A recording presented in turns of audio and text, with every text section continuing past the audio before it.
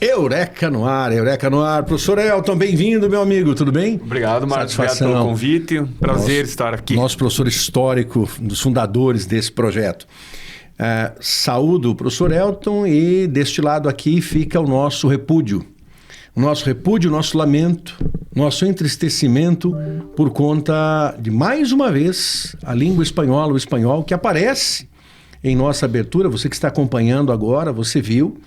Não retiraremos em hipótese alguma, porque entendemos plenamente, isso em nome de toda a equipe Eureka, nesses 20 anos em favor da educação brasileira, que a língua espanhola é essencial na formação do nosso estudante. Retirá-la do ensino médio, tornando-a elegível numa situação opcional, não é o caminho.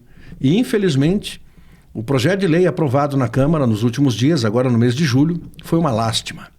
O Senado havia consertado o erro feito pela Câmara. A Câmara voltou a retirar a língua espanhola. Fica aqui o nosso repúdio e a nossa saudação aos queridos colegas, às queridas colegas que militam diariamente no ensino da língua espanhola. É um lamento sabermos que o Brasil, nas suas fronteiras todas, Elton, sempre com países que trazem a língua espanhola nas suas vertentes, o Brasil, que fala a língua portuguesa, não tem o espanhol como língua obrigatória, tem o inglês. Então, o inglês é maravilhoso? Sem dúvida. Língua universal. Isso não significa retirar a língua espanhola. Em nossa modesta opinião, nesses 20 anos de trabalho pela educação, via TV, via rádio, e, é claro, o trabalho de sala de aula, nós dois temos mais de 30 anos de chão de escola, só podemos lamentar a exclusão da língua espanhola na pseudo-reforma do novo ensino médio, que virará agora novíssimo ensino médio, para implantação em 2025. Sabemos que o caminho é, mais uma vez, tortuoso para o nosso estudante que finda a educação básica. Fica aqui a palavra deste educador, desse professor, e, é claro, da nossa equipe, a equipe Eureka, repudiando, lamentando. Democraticamente temos que aceitar, porque esse é o caminho, não há dúvida sobre isso, mas isso não significa que não possamos repudiar, lamentar e dizer que a Câmara errou, especialmente o deputado federal Mendonça Filho errou e errou muito, lamentavelmente. Fica o registro, né, professor Elton? Claro, e os nossos protestos não se encerram aqui. A gente vai continuar protestando. Sim. Assim como foi do novo para o novíssimo, que nós jamais defendemos, jamais defendemos. Exatamente. Então, quem sabe a gente ainda consiga lá, mas um pouquinho mais na frente. Uma outra situação, né? E nós não estamos sozinhos, né? O Senado Federal havia votado e feito o conserto. Desliga o seu telefone, professor. É o dele, hein, gente? Não tem o Oswaldo aqui para ocupar. O meu tá quietinho. Não tem o Oswaldo para ocupar. Eu tô acostumado a desligar o celular quando vem salas de aula e programas de rádio e TV, eu desligo. Mas o meu tá desligado. Você que está chegando agora, que não sabe. Desligado. Meu bom amigo, o que ele traz aqui nesta conversa agradável que teremos no programa Eureka de hoje, que é o programa das ciências da natureza. Você que está acompanhando, está em preparação para o Exame Nacional do Ensino Médio, você que está se preparando para as provas dos concursos vestibulares, daqui a pouquinho, em outubro, o FPR, mais tarde o TFPR e os vestibulares de maneira geral. O professor Elton Dias Júnior é professor do Instituto Federal Paraná. Professor doutor Elton Dias Júnior é professor do IFPR. Eu quero transmitir, Elton, um abraço especial, uma saudação especial à reitoria, aos colegas professores, professoras, a equipe pedagógica que atua no IFPR, parceiro nosso há muitos anos. Sim. E tenho certeza que muitos professores de lá acompanham o teu trabalho nesses anos todos. Nosso trabalho, né? Então, é um abraço bem enviado e tenho certeza que você está recebendo o retorno desse abraço enviado. Fica aqui o nosso registro. Elton, o que você traz para nós? Várias situações diferentes. A mesa está bem composta aqui hoje. Não é possível perceber a mesa bem composta, né? Pois é, há alguns dias nós comemoramos o centenário do maior físico curitibano e quiçá o maior físico brasileiro, um dos maiores do mundo, chamado César Lattes. Nasceu ali na Praça Eufrásio Correia, do ladinho ali, Marcos. Tem a casa... Como é que é o nome da casa lá? Emílio Romani. Emílio Romani. Para quem é de Curitiba, fica fácil situar se você está ali praticamente à frente do Shopping Estação. Para você que é de outras localidades, de outras cidades, de outros estados, estamos falando numa região que é muito próxima à rodoferroviária. Isso. Olha, um local mais compreensível e também não muito distante do Jardim Botânico, que é um ponto de atração turística muito conhecido em Curitiba. Então ali funcionava a estação da Rede Ferroviária Federal há muitas décadas e põe século nisso. Onde pegamos Maria Fumaça, não sei se você está lembrado disso. Sem dúvida. Então há muito tempo. E ali hoje funciona um shopping interessante que usou aquela parte daquelas instalações e fica ali meio que no centro da cidade, por assim dizer, né? Muito próxima às imediações centrais de toda a cidade, Sim. olhando as Marechais, que sempre funcionam como um cruzamento na Floriano e a Deodoro, necessariamente, e o calçadão da 15, que é bastante conhecido. Então, de qualquer forma, essa casa Emílio Romani não é tão distante assim, e ali hoje tornou-se um local histórico que, Sim. inclusive, traz um material, traz um pouco da vida de César Lattes. É uma casa que está pintada hoje com a cor de rosa. Sim. Tem arcos, então às vezes as pessoas chamam de casa de arcos, mas não foi exatamente ali que o César Lattes nasceu. Não foi ao justamente, lado. Ao lado ali, onde tem um prédio bem alto ali, vizinho à casa Emílio Romani. Então ali que o nosso querido César Lattes nasceu. E por que homenagem? O Elton fez questão de trazer isso, nós levamos aos programas de rádio, lembrando que diariamente você nos encontra segunda a sexta-feira pela FM 97.1, pela AM 630, Rádio Educativa FM 97.1, AM 630, pelo site também, você é de outras localidades, é só buscar ali Rádio Educativa, o Google já lhe mostra e você tem acesso aos programas Eureka. Diariamente nós estamos no ar pertinho das 7 da manhã, por volta de 6h50 e com reprise às 22h50, Elton. Isso. Então, César Lattes nasce em 11 de julho de 1924. Neste mês em que estamos aqui gravando. Comemoramos no dia 11 agora passado. Sim. O centenário. Né? E o que ele fez de tão importante? Porque ele foi um físico expoente tanto para nós brasileiros como para o mundo. Porque o César Lattes foi um dos co-descobridores, coautores da descoberta de uma partícula elementar importante que ajuda a explicar a estrutura da matéria, como ela é, sim, chamada meson pi. Aí para você é estudante, meson pi. Meson pi. Eu acho importante saber um pouquinho, sim, sobre essa partícula, viu? Dá para inventar alguma questão que possa aparecer num dos vestibulares pelo Brasil aí. Não duvido. No próprio exame, né? No próprio exame. Duvido. Ele faz física na USP. Ele conclui o curso em 1943 e é convidado em 1946 por um ex-professor do curso de física, um italiano, o Giuseppe Occhialini, para compor uma equipe na Inglaterra, em Bristol, na Universidade de Bristol, na Inglaterra. Ele aceita o convite, vai para lá e trabalha junto com Cecil Powell, que é o chefe da equipe que percebeu que um dos trabalhos importantes na época era correr atrás dessa partícula. Existiam outras equipes de outras universidades, de outros, sim, grupos de pesquisa que já estavam atrás da ideia dessa partícula, porque em 1935, um físico japonês, o Hideki Yukawa, propôs a existência dessa partícula. Por quê? Baseado em quê? Nós sabemos que o átomo é uma estrutura estável. O átomo pode existir, né? Tanto que estamos aí há quantos bilhões de anos com os átomos bem formados. E claro que eles podem decair e tal, mas ainda assim, eletricamente falando, né? Mecanicamente falando, o átomo é uma estrutura estável. Mas lá no núcleo atômico, a gente encontra prótons e nêutrons. Como que eles ficam ligados? Primeiro que eletricamente, a gente não consegue explicar por que eles ficam juntinhos lá no núcleo, Marlos. Sim. Porque os prótons são positivos. E a gente aprende desde cedo que cargas positivas se repelem. Né? Cargas de mesmo sinal se repelem. Sinais iguais, soma, sinais diferentes subtraem. Isso aí você está fazendo Não, eu aprendi o produto.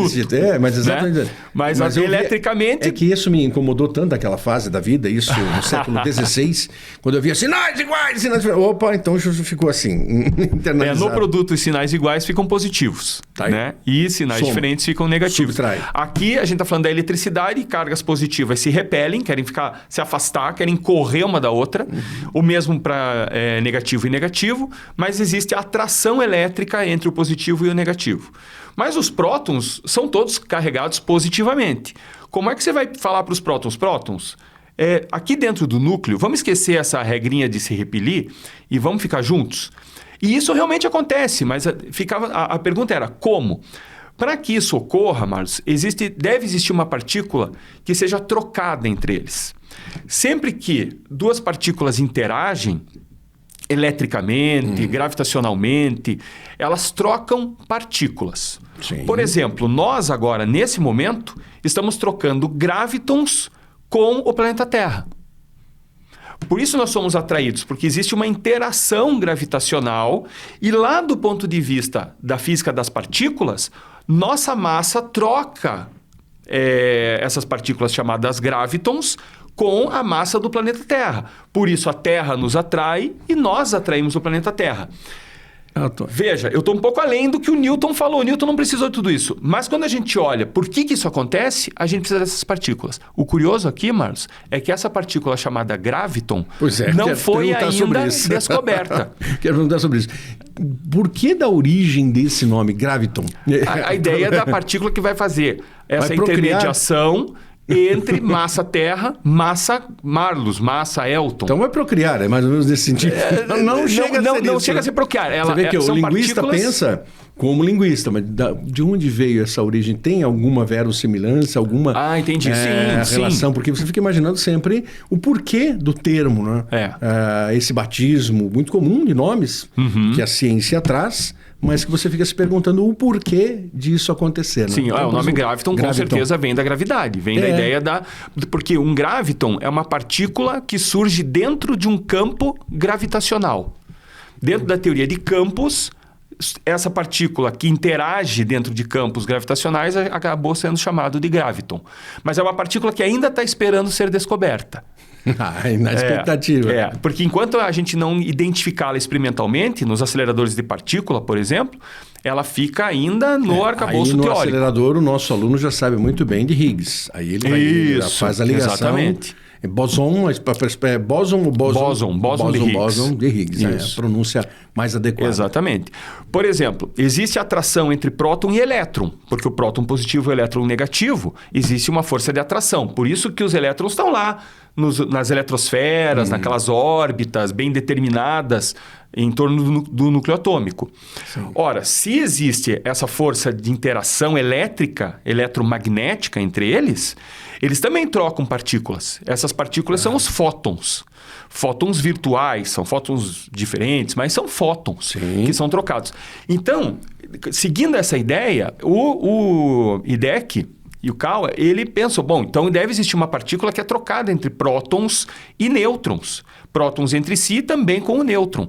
E aí nasce, teoricamente, o meson pi. O meson vem de mesos. Porque a gente espera... Meio.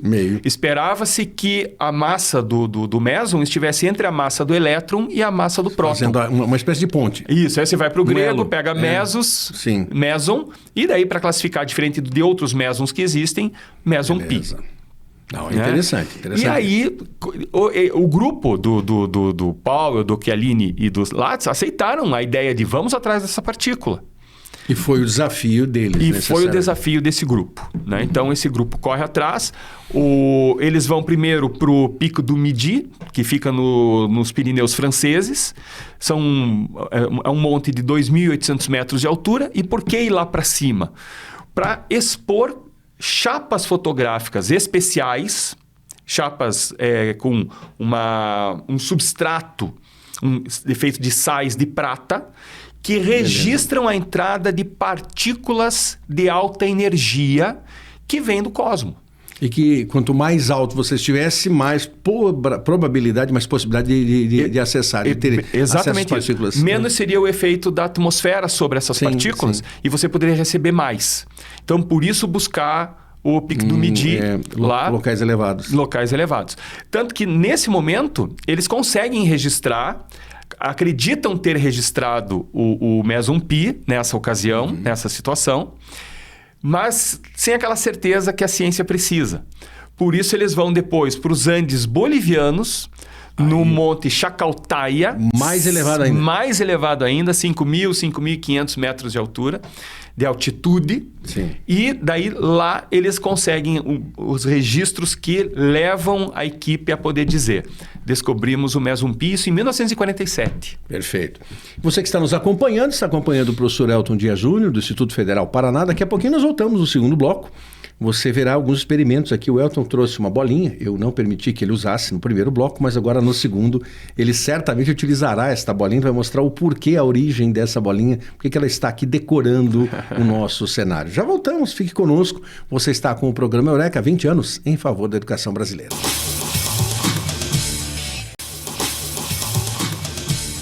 Segundo bloco do programa Eureka. Entre em contato conosco. Você pode ter acesso a esse programa com o professor Elton Dias Júnior, aos demais programas. O Elton já fez também uma dobradinha muito boa com o Oswaldo, nosso simpático tomate. Este indivíduo de origem curiosa, professor de história. Os dois já fizeram a dobradinha também. Você pode ter acesso a vários programas no YouTube. Dê uma chegadinha ali no YouTube, canal do Instituto Educacional Eureka. Faça a sua inscrição, conceda-nos o seu like, registre ali a sinetinha para você receber a cada momento que existem novos programas. Semanalmente nós temos um número de programas, 4, 5, 6 programas diferentes a cada semana, chegando para você nessa preparação de estudos. Então são mais de 150 programas disponíveis no canal do Instituto Educacional Eureka. Você pode nos assistir também diariamente pela TV Educativa e pela TV Profissão, e é claro, pela TV Fundação Wilson Pickler. Então, sempre contato conosco em rádio FM 97.1 AM 630, de segunda a sexta-feira, sempre pertinho das 7 da manhã, por volta de 6h50, e reprisando à noite, 22h50, 22h52, entra o programa no ar. Elton, vamos lá? Temos mais informação, né? Sempre é bom chamar a atenção dos nossos jovens candidatos a posições de universidades, enfim, que via Enem, que assistir aos programas Eureka é, com toda certeza, um momento de estudo diferente. Eu diria que é um momento de estudo diferente, um momento de ouvir e armazenar as informações, porque de tudo que a gente fala aqui, o que será que pode aparecer na prova? Então, deixa ele compartilhar, que estamos no ar, né? Para compartilhar isso contigo. Nas visitas às escolas, você me acompanhou, juntos nós tivemos o Colégio Estadual Leôncio Correia, sim, um belo trabalho no Leôncio. Acompanhei o professor Marcelo Monteiro, saudamos você, Marcelo, toda a equipe, muito obrigado pela acolhida. Estivemos 3 vezes lá, foi muito, muito, muito importante. Mas, Elton, o que eu mais encontro nas escolas, não só de Curitiba, mas da grande Curitiba, que será o meu percurso agora no segundo semestre, visitando as escolas das áreas sul e norte, então os municípios que são vizinhos de Curitiba, fazem parte da região metropolitana, da área sul, da área norte. Encontro muitos professores e professoras que nos agradecem e dizem várias vezes que nos ouviram e nos assistiam. Pessoas que pegavam o seu caderninho, os pais obrigavam a pegar o caderninho no domingo de manhã. Você lembra que quando nós começamos lá, 20 anos atrás, né? 20 anos, era domingo às 10 da manhã. Depois, aos sábados, às 2 da tarde também, muita gente dizia assim, que nos ouvia, nos assistia, e como eles agradecem a equipe por conta disso, porque mexeu com as vidas deles. Nós não conseguimos saber quantas são essas pessoas, nem quais são essas pessoas, a não ser quando elas nos dirigem. Mas nós temos certeza que nesses 20 anos de plantio, várias sementinhas nós ajudamos a frutificar de forma muito modesta. Claro. Uma contribuição simples, mas necessária pela televisão. Mesmo quando alguns não gostam de nós e nos retiram do ar. Mesmo assim, permanecemos ininterruptamente por 20 anos. Mas a educação Vamos pensar nisso, luta, né? É luta. Vamos pensar nisso. É luta diária. É isso aí. Bom, conte, amigo. No bloco passado agora, isso. Nós conversamos sobre como que duas partículas interagem. Né? Então, ela pode ser uma interação gravitacional, pode ser uma interação por campos. Né? Campo seja elétrico, magnético, gravitacional. E existe esse campo diferente lá dentro do núcleo. Né? Das forças nucleares, né? A forte, nesse caso. E sempre que duas partículas interagem, elas trocam partículas entre si. Então, para ilustrar isso, para a gente não esquecer mais, vamos imaginar que essa bolinha que está aqui na minha mão, coloridinha, bonitinha, represente o meson pi. Ela é o meson pi, bonitinha do jeito que é. O Marlos é um próton. Um bolo fofo positivo. Obrigado. Senhor próton, Eu sou outro próton. Também outro bolo fofo positivo. Eles perdem um pouquinho em massa para o nêutron, mas ainda assim tem uma massa consideravelmente maior que a do elétron. E se nós interagimos, veja, nós nos repelimos a uma certa distância, existe entre nós repulsão. Mas quando estamos muito próximos, a força nuclear forte ganha. É onde o campo dessa força sobrepuja o campo eletrostático de repulsão. Então, se eu e o Marlos nos atraímos, estamos presos lá no núcleo, é porque nós estamos trocando essa partícula que um curitibano conseguiu registrar nas chapas fotográficas. César Latz, em 1947, provaram a existência dessa partícula que os prótons ficam trocando. E aí, o tempo todo... Olha lá, o tempo todo dentro do núcleo, eles estão trocando a bolinha. Aí, se a gente for olhar, se a gente mudar um pouquinho o sistema... E eu vou jogar para mais alto agora. Agora, trocando o sistema, se o Marlos for um próton e eu for um elétron... Opa!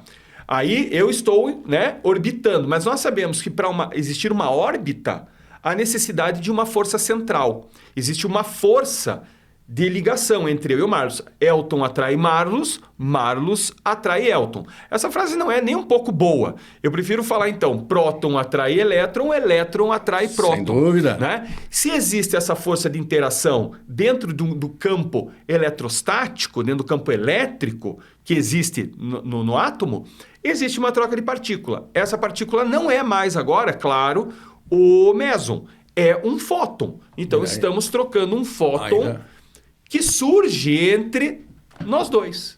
E se nós estamos trocando partícula, nós estamos interagindo, existe força. E quando derruba? Quando derruba, desliga. Desligou. Derrubou. Quando derruba. E se fôssemos dois planetas, o Marlos, o Sol, eu, o planeta Terra, essa partícula teórica, não foi registrada ainda experimentalmente, seria o tal do graviton. Tá aí para você. Né? Então, essa é a ideia de como que partículas interagem entre si do ponto de vista da física das partículas. Uma pergunta que eu faria, assim, curiosa, só curiosidade, quanto ao tempo. Porque quando nós estamos aqui fazendo esse tempo, você leva 1 segundo. Mas pode, dependendo da altura ou da distância, 2 segundos, 3 segundos, porque leva um tempo. Sim. Se nós estivéssemos aqui no estúdio, se estivesse lá na porta do estúdio, né? As câmeras estão aqui conosco, quem está nos acompanhando são 3 câmeras que estão aqui conosco. Né? Normalmente é uma situação assim, uma fica com o professor Elton, uma fica comigo, e a chamada geral que nos pega no plano aberto. Né? No plano aberto. Se jogássemos, é exatamente essa ali, o Edu está certíssimo. Se jogássemos para cima, até a porta, você tem uma distância até a porta que tem que ser medida também. Ali talvez 4 metros, 5 metros, daqui, da mesa até a porta, levaria um tempo. Aí você tem uma questão científica também para resolver. Né? Com certeza. Partículas como o meson não podem ficar livres durante muito tempo. Então, injusto. Eu brinco com os meus alunos dizendo assim, se eu tivesse no bolso essas partículas elementares, mesons, e jogasse, elas durariam bilionésimos de segundo nessa situação. Não seria possível sequer pensar em medi-las, dada a sua brevidade. Conseguimos medir, mas a brevidade... Tempo é esse. Não, medir que eu digo do ponto de vista do raciocínio humano, né? Você pensa assim, ninguém consegue. Não conseguimos nem eu. Nem imaginar. Você vai de bilionésimo, não dá para imaginar a velocidade disso. Né? Eu não consigo imaginar um tempo de um bilionésimo de segundo. Isso. Né? Assim como eu não consigo imaginar o que são 4 bilhões de anos. Por isso, inclusive, Olimpíadas agora, você está já acompanhando o processo de Olimpíadas, em algumas situações, na natação e nas corridas, no atletismo, isso ocorre. Você precisa de um equipamento eletrônico para aferir a distância que pode ser de 1 milésimo de segundo. Exatamente isso, né? Vem a tecnologia para nos ajudar nesse sentido, né? Natação é super comum. Às vezes é uma unha. Que na verdade, foi o que aconteceu. O nadador tem que bater ali, né? Para que o sensor registre a chegada dele, né? Exatamente, isso mesmo. No atletismo tem uma câmera de altíssima resolução e muito veloz ao registrar depois, os quadros. Quando nós vemos essa situação, provas rápidas, vamos pensar nos 100 metros ou 200 200 metros, provas um pouco mais rápidas, ou até o revezamento 4x100, que isso é muito comum, aparece o sujeito e você vê a foto. Sim. Que ilustra como ele conseguiu, qual foi o que foi o nariz, foi a testa, foi o cabelo, foi a mão, então chegou primeiro. Então, essas partículas elas têm um tempo de vida muito breve. Sim. Da ordem do bilionésimo de segundo. Então, é claro que essa interação, essa partícula só vai poder fazer essa ligação entre partículas se o tempo de vida dela for suficiente para fazê-lo. Claro, senão ela não faz. Senão ela a natureza teria que ter encontrado outro caminho. Né? O meson pi decai em um muon. Então, quando ele deixa de ser o que ele é e decai em uma outra forma, uma outra partícula, que também tem um tempo de vida bastante curto. Essas partículas, elas, se não estão fazendo parte da constituição de outras partículas, elas duram muito pouco tempo. E aí é um problema. Né? E esse outro experimento que você trouxe, Elton? Esse a gente pode deixar para outro programa. Para outro programa? Porque não temos tempo para mexer com ele agora. Porque isso aqui tá ligado a questões de Enem que a gente vai resolver na próxima então você oportunidade. Que está nos acompanhando, o professor Elton também retorna comigo. Nós teremos uma dobrada aqui para falar sobre questões do Exame Nacional do Ensino Médio, olhando para ciências da natureza, para física, necessariamente. Então, olhe com muito carinho. Elton, nós temos que caminhar para o finalzinho, nós temos aqui 1 minuto para fechar. Quais as considerações sobre César Lattes? Por que ele não ganhou o Nobel? Boa pergunta. Eu deveria ter falado isso antes. Não sabemos exatamente. Disse que Cécio Paulo deixou uma carta escrita antes do seu falecimento para ser divulgada o porquê que o César Lattes não recebeu. Não recebeu. Mas ele foi indicado. E foi indicado mais de 7 vezes. Mais de 7 vezes, né? Minimamente. E ele nunca recebeu. Mas o Cécio Paulo, que liderava a equipe, sim. Então, considera-se que a equipe recebeu o prêmio Nobel, mas foi o Cécio Paulo que recebeu em 1950. Disse que César Lattes não recebeu pela pouca idade. Essa é uma das vertentes, em função da pouca idade. Preconceituosa, né? Com toda certeza. Se o trabalho que ele fez teve o peso que teve, merecia. Né? Não se dá o prêmio Nobel para pessoas falecidas, né? Mas para pessoas novas, né? Então foi estranho. Uma outra vertente diz que o Chiellini, Giuseppe Chiellini, que foi o professor dele aqui na USP, convidou ele para trabalhar lá, físico italiano, recebia dinheiro da máfia italiana para subsidiar pesquisas. Então, sabe onde é que está a verdade nisso? A equipe do Nobel ficou assim, não, vamos dar um prêmio para alguém que tem esse... Mas espera aí, é outro capítulo, esse é outro capítulo. Então, na dúvida, preferiram não laurear. Não premiá-lo.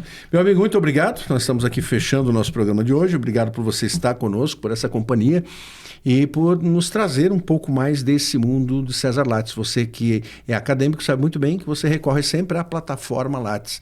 Agora está entendendo o porquê dessa plataforma. Homenagem do CNPq, aquele também ajudou a fundar. Exatamente. Sociedade Brasileira do Ensino e Pesquisa, o Lattes que faz tudo isso.